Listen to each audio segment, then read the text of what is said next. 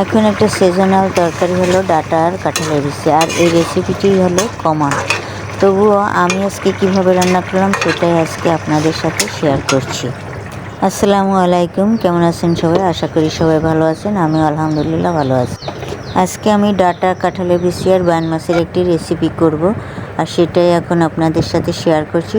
তো আর এই রেসিপিটি আমি কাঁচামরিচ দিয়ে রান্না করব।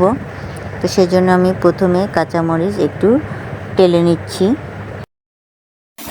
মরিচ টালা হয়ে গেছে, এখন আমি এটাকে শিলপাটায় বেটে নেব।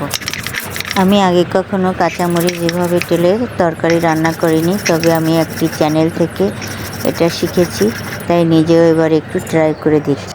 এখন আমি রসুন জিরাও বেটে নেব। সব মশলা বাটা হয়ে গিয়েছে, আর পেঁয়াজ কুচি করে নিয়েছি। এগুলো হলো বিলের টাটকা বাইন মাছ, আমি কেটে ধুয়ে পরিষ্কার করে নিয়েছি। আর এখানে নিয়েছি ডাঁটা আর কাঁঠালের বিচি কেটে, এগুলোকেও ধুয়ে নিয়েছি। তো এখন আমি তরকারিটাকে রান্না বসাবো, দেখতে থাকুন। চুলায় একটা প্যান বসিয়ে দিলাম, আর এদিকে আমি মাছগুলোকে লবণ আর হলুদ মাখিয়ে নিচ্ছি। লবণ হলুদ মাখানো হয়ে গেছে, প্যানটাও গরম হয়ে গিয়েছে। এখন আমি তেল দিয়ে দিচ্ছি। এখন মাখানো মাছগুলো দিয়ে দিচ্ছি। মাছগুলোকে আমি হালকা করে ভেজে নেব, অর্থাৎ সিটি মেরে নেব, যাতে করে কাঁচা গন্ধটা ছাড়িয়ে যায়। আমাদের ছোটোবেলায় তো গ্রামে তখন কারেন্ট আসেনি, তো তখন তো আর ঘরে ঘরে ফ্রিজে ছিল না। তো মা চাষিরা সবসময় মাছ লবণ হলুদ দিয়ে জাল দিয়ে রাখত, আর সেই মাছ রান্না করলে কিন্তু খেতে খুব সুস্বাদু লাগতো।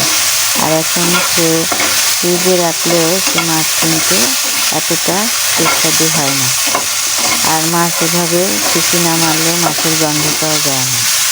মাছ সিটি মারা হয়ে গেছে, আমি নামিয়ে নিলাম। এখন আমি একটি কড়াই বসিয়ে দিলাম। কড়াই গরম হয়ে গিয়েছে, এখন তেল দিয়ে দিচ্ছি। তেল গরম হয়ে গিয়েছে, এখন পেঁয়াজ কুচিগুলো দিয়ে হালকা ব্রাউন করে ভেজে নেব। পেঁয়াজ লাল হয়ে গেছে, এবার সামান্য পানি দিয়ে দেব।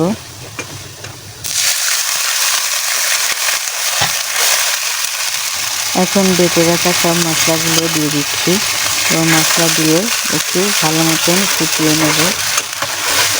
দিয়ে দিচ্ছি পরিমাণ মতো হলুদ গুঁড়ো, স্বাদ মতন লবণ, আর সামান্য লাল মরিচের গুঁড়া। মশলাটা ভালো মতন কষিয়ে নিচ্ছি।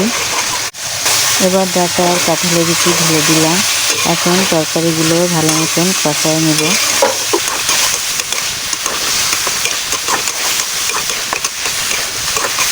তরকারি কষানো হয়ে গেছে, এখন জলের পানি দিয়ে দিচ্ছি।